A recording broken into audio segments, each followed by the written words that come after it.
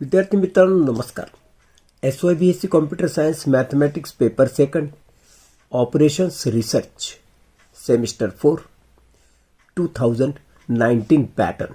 मित्रांनो आजच्या लेक्चरला आपण क्वेश्चन नंबर 1 मधील काही महत्त्वाची उदाहरणं सोडवणार आहोत.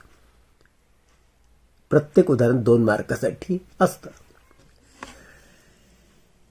एक्झाम्पल 1 बघा. हे मे 2024च्या क्वेश्चन पेपरमधील उदाहरण आहे. क्वेश्चन नंबर 1B अर्थात 2 मार्कासाठी. क्वेश्चन 1B असा होतो बघा. Find feasible region for the following linear programming problem.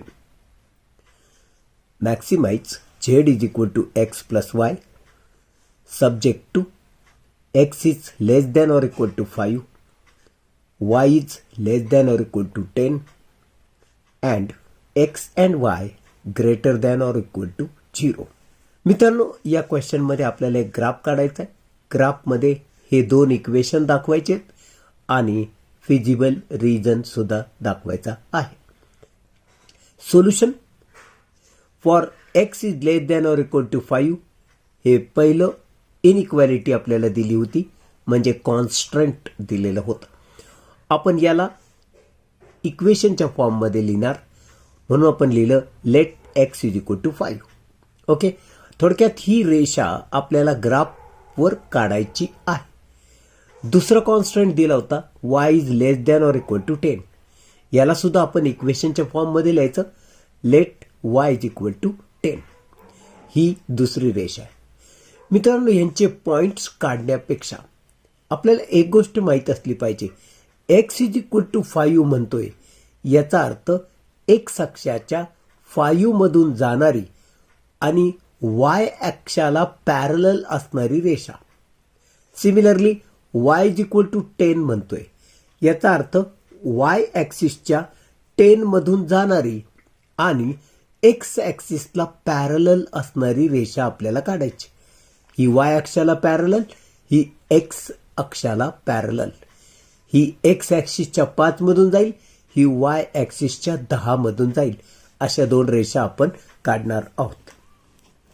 बघा मित्रांनो, हा y ॲक्सिस, हा x ॲक्सिस आहे. ओके. आता आपल्याला x ॲक्सिसचा हा जो 5 दिसतोय यामधून y ॲक्सिसला पॅरलल रेषा काढायची आहे. तर हे बघा मित्रांनो, x ॲक्सिसच्या 5 मधून जाणारी आणि y ॲक्सिसला पॅरलल असणारी ही रेषा काढली, ती आहे x is equal to 5. Okay. आता आपल्याला y ॲक्सिसच्या 10 मधून जाणारी आणि x ॲक्सिसला पॅरलल अशी रेषा काढायची आहे.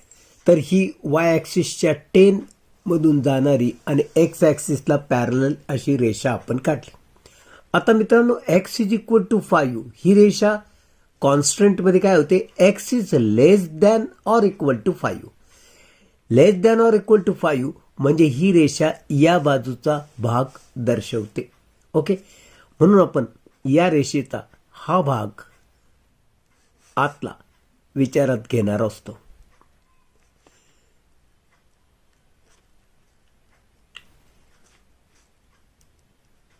Okay.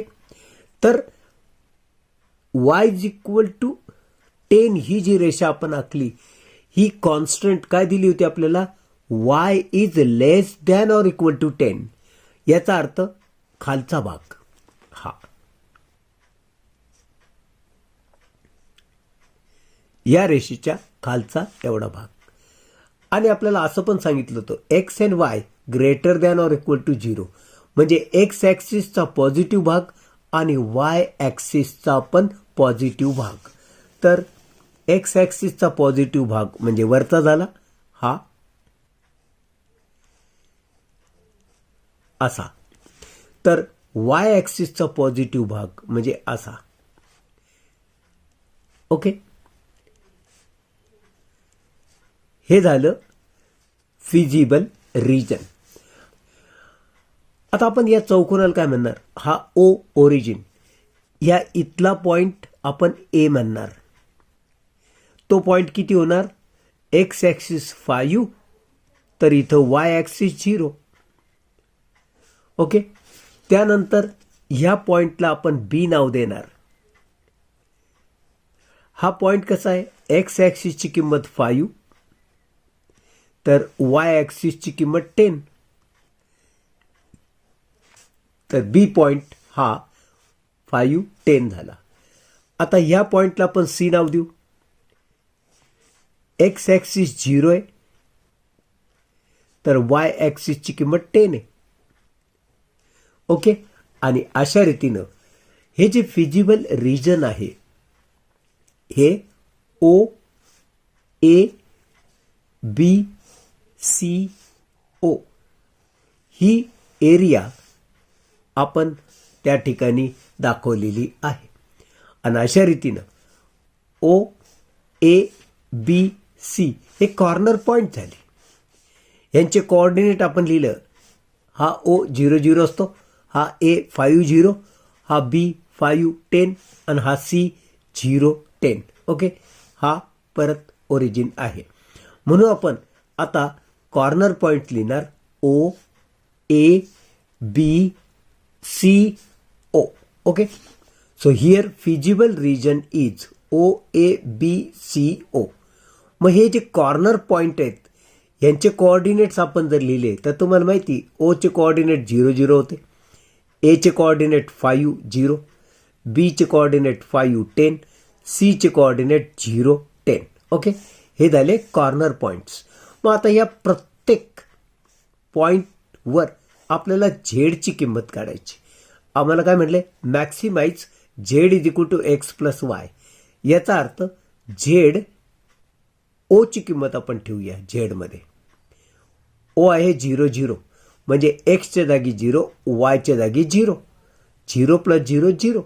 So z of O किती किंमत आली, 0. आम्हाला मॅक्सिमम किंमत शोधायची आहे, इथे लिहिलं आहे मॅक्सिमाइज. आता झेड आपण एची किंमत भरूया.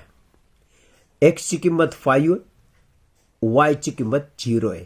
एक्स प्लस वाय म्हणजे 5 प्लस 0 ही ॲडिशन आली 5. त्यानंतर आपण बी या कॉर्नरची किंमत काढणार. Z of B, X plus Y ही झेडची किंमत असते. एक्सची किंमत 5 आहे, वायची किंमत 10 आहे. So 5 plus 10 that is equal to 15.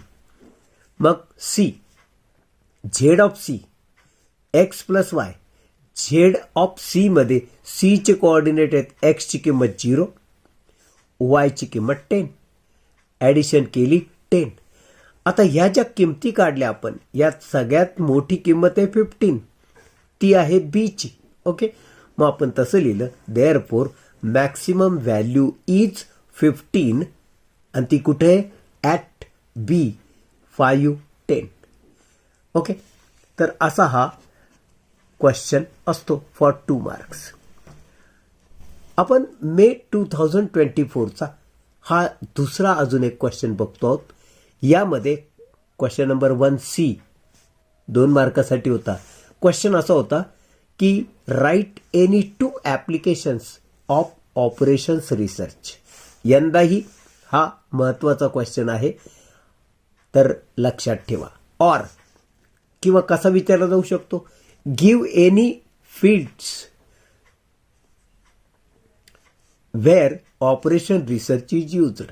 आम्हाला 2 फील्ड्स असे लिहायचे जिथं ऑपरेशन रिसर्चचा उपयोग केला जातो.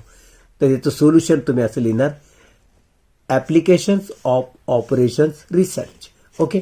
एक, इन ॲग्रिकल्चर. ॲग्रिकल्चरमध्ये सुद्धा ऑपरेशन रिसर्चचा उपयोग केला जातो.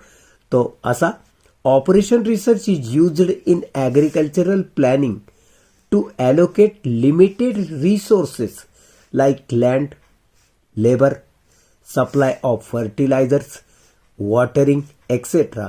to maximize profit. नंबर 2, दुसरं एक फील्ड असे मिलिटरी फील्ड. यामध्ये काय होतं, operation research is helpful in military to maximize the total bombs dropped, maximize the area of enemy, etc. at a lowest possible cost and time. It helps in transportation problem also. Okay. तर हे दोन applications तुम्ही परीक्षेत लिहावेत अशी अपेक्षा आहे. आता तिसरं क्वेश्चन बघा. मे 2024 क्वेश्चन नंबर 1F, हा पण 2 मार्काचा. Question 1F, solve the following assignment problem for minimization total time for doing all jobs. हा टेबल आहे, इथं जॉब्स, इथं ऑपरेटर्स असं दिलेलं आहे. आता याला आपण सोल्युशन करताना रो रिडक्शन मेथड करणार. रो रिडक्शन याचा अर्थ काय, प्रत्येक रोमध्ये मिनिमम संख्या जी असेल ती या एलिमेंटमधून वजा करायची आणि इथे लिहायची. आता 6, 4 आणि 5 याच्यात मिनिमम आहे 4. मग 6 मधून 4 गेले 2 उरणार, 4 मधून 4 गेले 0, 5 मधून 4 गेला 1 उरणार. म्हणून मी या इथे लिहितो 2, 0, 1. मिनिमम एलिमेंट रो मधला वजा केला. आता सेकंड रो बघा. 2, 11, 4 याच्यात मिनिमम आहे 2. मग 2 - 2 0, 11 - 2 9, 4 - 2 2, 0, 9, 2. मग ही थर्ड रो बघा. 13, 8 आणि 3 मिनिमम आहे 3. मग प्रत्येकातून 3 वजा करा. इथं उरणार 10, इथं उरणार 5 आणि इथं उरणार 0. ओके. आता ही झाली रो रिडक्शनची स्टेप. आता यामध्ये प्रत्येक कॉलम बघा आणि त्या कॉलममधली मिनिमम संख्या त्या कॉलममधून वजा करा. That is called column reduction. Okay. तर या कॉलममध्ये 0 ही सगळ्यात मिनिमम आहे. मग 2 - 0 2, 0 - 0 0 आणि 10 - 0 दॅट इज 10. काय बदल नाही होणार, हे जसेचे तसे राहतील. यामध्ये 0 ही मिनिमम आहे.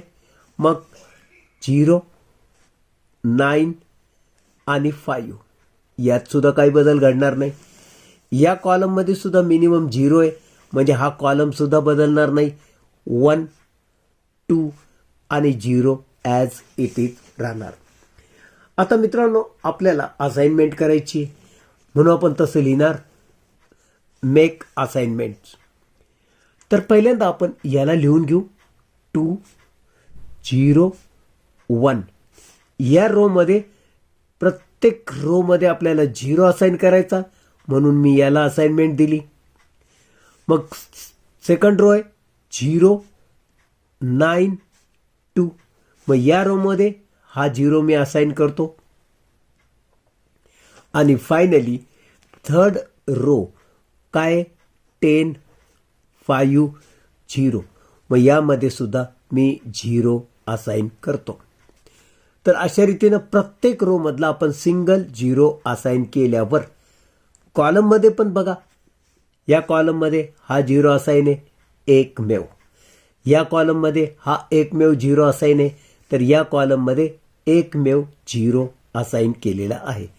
याचा अर्थ काय झाला, प्रत्येक रो मध्ये एक असाइन्ड 0 मिळाला, तर प्रत्येक कॉलममध्ये सुद्धा एक असाइन्ड 0 आहे. तर नंबर ऑफ असाइनमेंट किती आहे 3. आणि त्या मॅट्रिक्सची ऑर्डर किती आहे 3, कारण तो 3/3चाच मॅट्रिक्स आहे, म्हणजे त्या मॅट्रिक्सची ऑर्डर पण 3 आहे. जर नंबर ऑफ असाइनमेंट आणि ऑर्डर ऑफ मॅट्रिक्स इक्वल आली तर आपण म्हणू शकतो therefore the solution is optimal solution. मग असाइनमेंट्स आपल्याला द्यायच्या. आपण कुणाला असाइन केलं ते परत एकदा बघून घ्या. बघा मित्रांनो, हे असाइनमेंट आपण केल्या होत्या. ए साठी आपण सेकंड, बी साठी आपण फर्स्ट आणि सी साठी आपण थर्ड कॉलम असाइन केलेला आहे. मग तसं लिहू आपण ए सेकंड, बी फर्स्ट, सी थर्ड. ए सेकंड, बी फर्स्ट आणि सी साठी आपण थर्ड असाइन केलेला आहे. ओके. मग आता मूळ मॅट्रिक्समध्ये ह्यांच्या किमती बघा. तर मित्रांनो आता असाइनमेंट आपल्याला करायची, म्हणजे ए ला आपण सेकंड कॉलम मध्ये असाइनमेंट केलेली आहे, तिथं संख्या आहे 4.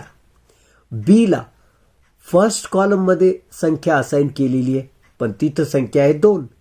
आणि सी ला थर्ड कॉलम मध्ये असाइनमेंट दिलेली आहे, तिथं संख्या आहे 3. सो ए च्या समोर लिहा 4, बी च्या समोर 2 आणि सी च्या समोर 3. इथं लिहायचं आहे 4, इथं लिहायचं आहे 2 आणि इथं लिहायचं 3. मग आता याची जर आपण ॲडिशन केली तर 4 आणि 2 6 आणि 3 9 येते, म्हणून minimum cost is equal to 9. Okay, that is 4 plus 2 plus 3 that is equal to 9. आणि अशा रीतीनं हा असाइनमेंट प्रॉब्लेम आपण सॉल्व केला. आता क्वेश्चन नंबर 4 बघा. हा मे 2024च्या क्वेश्चन नंबर 1 मधील डी हा क्वेश्चन आहे, अर्थात 2 मार्कासाठी. क्वेश्चन 1D असा होता, find initial basic feasible solution for the following transportation problem by north west corner method. आणि मित्रांनो आम्हाला हा मॅट्रिक्स दिलेला आहे. आता याच्यात नॉर्थ वेस्ट कॉर्नर मेथडचा आम्हाला वापर करायचा आहे, म्हणून हाच तक्ता मी सोल्युशनसाठी असा लिहून घेतला. सोल्युशन माहिती नॉर्थ वेस्ट कॉर्नर म्हणजे हा. ओके, इथून आपल्याला सुरुवात करायची. आता याला नॉर्थ वेस्ट कॉर्नरनं सोडवायचं म्हटलं तर खाली बघा हा डिमांड आहे किती 3. इथून इकडे बघा सप्लाय आहे 4. हा सप्लाय असतो, हा डिमांड. तर मिनिमम कोण आहे या दोघांमध्ये 3, म्हणून मी या इथं 3 असाइन करणार. ओके, मग या 3 मधून 3 गेला, खाली उरला 0. तर या 4 मधून 3 गेला, इथं उरला 1. ठीक आहे. आता जर इथली डिमांड 0 झालेली आहे या कॉलमची, तर उर्वरित जे सेल आहेत त्यांना आपल्याला फुली मारायची. या कॉलममध्ये उर्वरित सेलवर आपण फुली मारली, कारण डिमांड 0 झालेला आहे. मग आता नॉर्थ वेस्ट कॉर्नर म्हणजे हा आला. इकडे बघा सप्लाय आणि डिमांड करा. सप्लाय 1, डिमांड 5, म्हणून मी इथं 1 लिहिणार. मिनिमम आहे हा, त्याला काट मारणार, इथं 0 लिहिणार. 5 मधून हा 1 गेला, खाली उरले 4. ओके, जर सप्लाय 0 झाला या रोचा, तर उर्वरित जे काही सेल असेल त्यावर फुली मारायची, म्हणजे आता त्याचा विचार करायचा नाही. मग यामध्ये इथं जर पाहिलं तर डिमांड आहे 4. इकडे जर पाहिलं तर सप्लाय आहे 6. या 6 आणि 4 मध्ये मिनिमम आहे 4, म्हणून मी या इथं लिहितो 4. ओके, 6 मधून 4 गेले, खाली उरले 2. तर इथं 4 मधून 4 गेले 0. जर डिमांड 0 झाला तर या कॉलममध्ये उर्वरित जे कोणी असतील ते सेल आपल्याला फुली मारायची. एकच सेल उरला या कॉलममध्ये, म्हणून याला मी फुली मारली. ठीक आहे. आता हा कॉल, आता आपल्याला या सेलचा विचार करावा लागेल. इकडे बघा सप्लाय 2, इथं बघा डिमांड 12, मिनिमम कोण 2, म्हणून या इथं लिहा 2. हा 2 करा कट, इथं लिहा 0. या 12 मधून हा 2 गेला, खाली उरले 10. ओके, आता फायनली एकच सेल उरला. सप्लाय 10, डिमांड पण 10, म्हणून हा 10 इथं असाइन करून टाका. ओके, या इथं लिहा 0, या इथं लिहा 0. म्हणजे काय झालं बघा की ऑल सप्लाय 0 झालेला आहे, म्हणजे फुलफिल झाला. ऑल डिमांड काय झालंय, फुलफिल झालाय, म्हणजे 0 आलाय. म्हणजे याचा अर्थ आता आपल्याला इथं थांबायचं आहे. मग आपण किती सेल असाइन केलेले आहेत. 1 2 3 4 आणि हा 5वा. या 5 सेलमध्ये आपण ॲलोकेशन केले म्हणजे संख्या असाइन केली. मग इथं मी लिहिणार नंबर ऑफ ॲलोकेशन्स 5. ओके. आता बघा, ही एक कंडिशन आहे. एम म्हणजे नंबर ऑफ रोज, एन म्हणजे number of columns. Number of रोज 3 आहेत आणि नंबर ऑफ कॉलम्स सुद्धा 3 आहेत. मग इथं सबस्टिट्यूट केल्या या व्हॅल्यू तर ते असं होईल 3 प्लस 3 या दोघांची किमती -1. ही addition 6 -1 that is equal to again 5. म्हणजे थोडक्यात m plus n -1 is equal to number of allocations आलं. Number of ॲलोकेशन्स.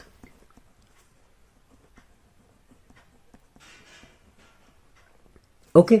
मग जर ही कंडिशन सॅटिस्फाय झाली तर तुम्ही म्हणू शकता the solution is optimal solution. म्हणजेच इनिशियल बेसिक फिजिबल सोल्युशन आता आपण लिहू शकतो. हे इनिशियल बेसिक फिजिबल सोल्युशन म्हणजे काय लिहायचं? ज्या सेलमध्ये तुम्ही संख्या ॲलोकेट केली त्या सेलमध्ये किती ॲलोकेट केली ते आपल्याला लिहायचं आहे. बघूया आपण. फर्स्ट रो आणि फर्स्ट कॉलमचा हा सेल आहे. ही संख्या आपण कशी सांगणार की x11 x म्हणजे हा एलिमेंट फर्स्ट रो फर्स्ट कॉलमचा म्हणून x11 इज इक्वल टू 3. पुढं x12 is equal to 1. x22 किती 4. x23 किती 2 आणि finally x33 is equal to 10. याला आपण ऑप्टिमल सोल्युशन म्हणून मी तसं लिहितो. x11 3, x12 1, x22 4, x23 2 and x33 10. मग इनिशियल बेसिक फिजिबलचं सोल्युशन तुम्ही लिहिणार आहात तर असं लिहिणार x11 is equal to 3, x12 is equal to 1, x22 is equal to तुम्ही लिहिणार 4, x23 इज इक्वल टू 2 आणि finally x33 is equal to 10. Okay. तर हे झालं इनिशियल बेसिक फिजिबल सोल्युशन. मग आता आपल्याला टोटल कॉस्ट काढायची आहे.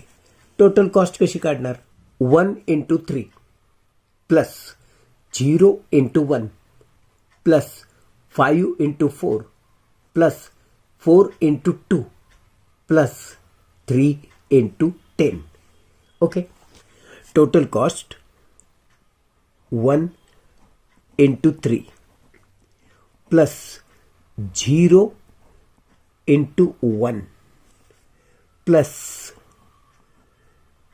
5 × 4 प्लस 4 × 2 प्लस 3 × 10. आता हा गुणाकार जर केला तर तो गुणाकार येतो 3 प्लस 0 प्लस 20 प्लस 8 प्लस 30. मग ही ॲडिशन जर आपण केली तर बघा 30 आणि 20 हे झाले 50. 50 प्लस 8 58 आणि plus 3 that is equal to 61. In this way total cost is 61. ठीक आहे. तर मित्रांनो इथं आपण थांबूया. भेटूया पुढच्या लेक्चरमध्ये. तोपर्यंत मी आपला निरोप घेतो. नमस्कार.